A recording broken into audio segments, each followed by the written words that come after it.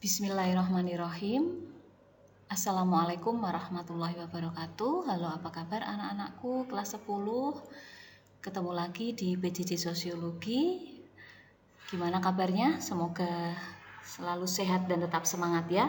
Walaupun masih PJJ, walaupun masih pandemi, tetapi kita harus tetap semangat untuk belajar. Baik anak-anakku, materi yang akan kita bahas kali ini adalah tentang sosiologi sebagai ilmu. Setelah minggu lalu kita membahas tentang sejarah dan perkembangan sosiologi. Sekarang kita akan membahas sosiologi sebagai ilmu, yang nantinya di sini konsep-konsep awal tentang ilmu sosiologi yang akan kalian ketahui ya.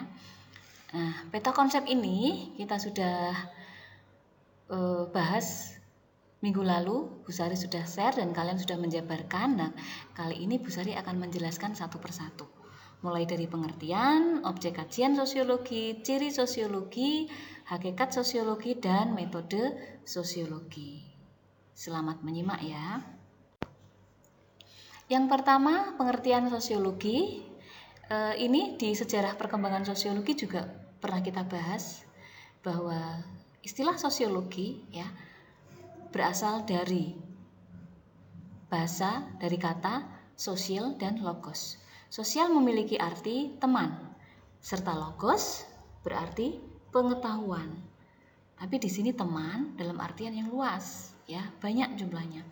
Sehingga sosiologi berarti ilmu yang mempelajari tentang kemasyarakatan. Ya. Objek kajian sosiologi. Berikutnya ya, ada objek material dan objek formal. Objek kajian sosiologi yang bersifat material di sini adalah berkaitan dengan materi yang mempengaruhi kehidupan sosial. Ya, objek material dalam sosiologi berupa materi yang bersifat fisik maupun non-fisik. Fisik atau benda, misalnya rumah, gedung, sekolah, negara, nah itu ya, berupa kebendaan atau materi, maupun gagasan yang mempengaruhi kehidupan sosial dan interaksi sosial. Objek kajian material yang non-fisik misalnya gagasan, ide, bahasa, kebiasaan, kepercayaan, isyarat, nilai dan norma, serta adat dan budaya. Kemudian objek formal sosiologi di sini menekankan pada proses yang dialami manusia sebagai makhluk sosial ya. Jadi objek formalnya adalah manusia sebagai makhluk sosial. Di sini yang dipelajari adalah bagaimana hubungan antar manusia secara individu, hubungan individu dengan kelompok, dan hubungan antar kelompok manusia. Berikutnya, ciri-ciri sosiologi. Ciri sosiologi ada 4. Yang pertama, bersifat empiris, teoritis, kumulatif, dan non-etis. Sosiologi yang bersifat empiris di sini bahwa sosiologi merupakan ilmu pengetahuan yang didasari pada observasi atau pengamatan terhadap fakta atau kenyataan dan akal sehat. Hasilnya tidak bersifat spekulatif atau dugaan ya. Jadi harus didasarkan pada pengamatan terhadap fakta. Yang kedua, teoritis. Sosiologi merupakan ilmu pengetahuan yang berusaha menyusun abstraksi dari hasil pengamatan yang bertujuan menjelaskan hubungan sebab akibat sehingga menjadi teori. Berikutnya kumulatif. Kumulatif artinya menyeluruh. Karena di sini sosiologi disusun berdasarkan teori-teori yang sudah ada sebelumnya. Kemudian teori itu diperbaiki, diperluas, diperhalus dan untuk memperkuat teori-teori yang lama dan nantinya bisa muncul teori yang baru.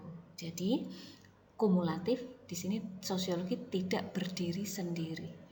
Tapi yang teori yang sudah ada diperbaiki, diperhalus dan seterusnya. Kemudian non-etis ya.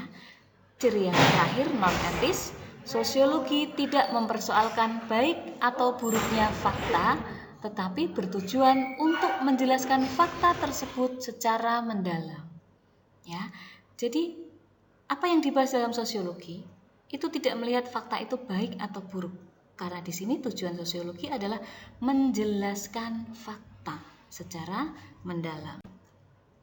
Nah, selanjutnya hakikat sosiologi. Hakikat sosiologi yang pertama, sosiologi merupakan ilmu sosial, bukan ilmu pengetahuan alam.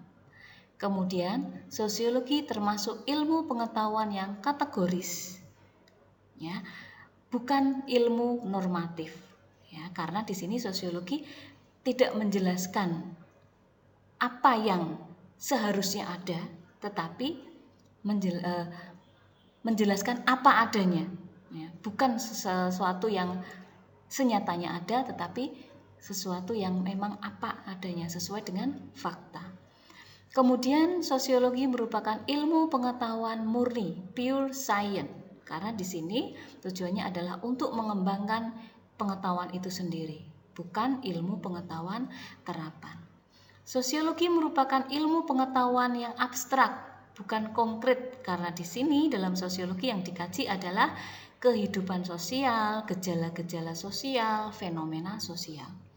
Sosiologi adalah ilmu yang rasional, karena dasarnya tadi fakta, menggunakan akal sehat, ya, dan berdasarkan pengamatan. Sosiologi merupakan ilmu pengetahuan umum, karena yang dikaji adalah gejala-gejala umum yang ada di masyarakat, bukan ilmu pengetahuan khusus.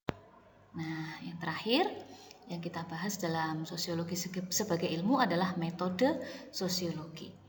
Sebetulnya dalam mengkaji masyarakat, ya, dalam mengkaji perubahan-perubahan yang ada di masyarakat, banyak sekali metode-metode yang bisa digunakan.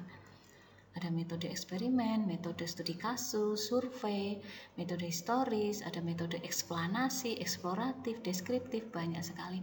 Tetapi dalam sosiologi ada dua metode besar, yaitu metode kualitatif dan metode kuantitatif. Metode kualitatif di sini adalah penelitian yang analisis datanya mengutamakan penjabaran data yang diperoleh.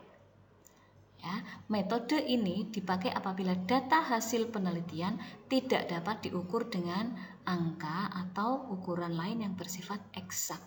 Contohnya penelitian deskriptif, studi kasus, historis, ya, jadi menjabarkan data tersebut. Ya. Metode kuantitatif berikutnya yaitu penelitian yang analisis datanya mengutamakan keterangan berdasarkan angka-angka. Gejala yang diteliti itu bisa diukur dengan skala, indeks, tabel, atau formula-formula tertentu yang cenderung menggunakan uji statistik. Ya, misalnya ingin mengukur tingkat prestasi siswa, nah itu bisa digunakan dengan uji statistik, ya, nilai rata-rata kelas, min, median, modus, begitu ya. Contoh metode kuantitatif ini adalah penelitian survei dan penelitian eksperimen. Ya, oke anak-anak, demikian penjelasan Bu Sari tentang sosiologi sebagai ilmu. Semoga bisa dipahami. Kita bahas nanti, boleh ketika ada yang tidak paham bisa ditanyakan di PJJ ataupun PTM nanti. Bu Sari akhiri. Assalamualaikum warahmatullahi wabarakatuh.